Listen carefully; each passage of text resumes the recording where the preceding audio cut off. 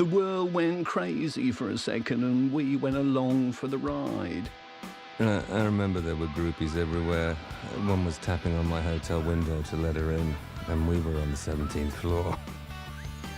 We were flying all over the world, drinking with kings and queens. It was really good. They were once among the most famous people on planet Earth, beloved by millions. But what became of the cheeky lads known as the Lemmings? All will be revealed tonight on Lemmings Behind the Game.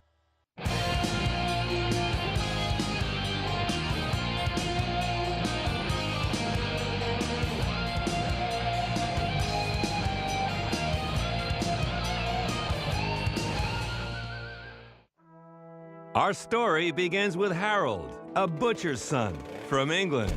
Life wasn't easy growing up in 1971, but Harold always had dreams of one day escaping the mundane world that had been promised to him. He was always different. I think we knew that from a very early stage.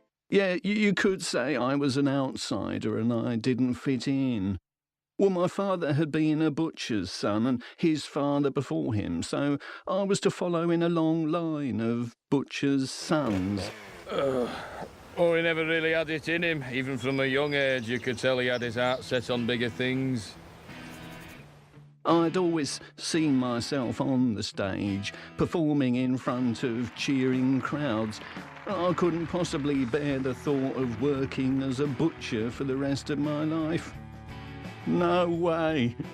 But expressing his thoughts to his father had always been fraught with difficulty. I had a blazing row with my father, and I remember running out of the house shouting, "I'll never be a butcher. In fact, I'm going to be a millionaire by the time I'm 30. Harold would not return to the house for many years because fate would step in and alter his destiny forever. I'd formed a cabaret act called The Lemmings with some friends from school, and we'd lined up an audition for Opportunity Knocks. So we travelled to the big city for the audition in a battered old van that kept on breaking down. The van broke. But we eventually got to London, after I bashed it about a bit. Once we arrived, we were a bit nervous. I mean, we just had a few comedy routines and songs, mixed up with a bit of buffoonery, really. We knew we were good, but what would other people think? The traveling group had nothing to worry about. They were a sensation, playing the show for 8 consecutive weeks. One day, we were nobody. The next thing we knew, we were the biggest thing on the screen. Everybody wanted a piece of them. We were licensing T-shirts, breakfast cereals, posters, records, bubblegum, hats, ice picks, ladders, parachutes, you name it, we sold it. I think the eureka moment came when we brought out the board game. Then some bright spark said, "Let's make a computer game." We couldn't stock the shelves quick enough.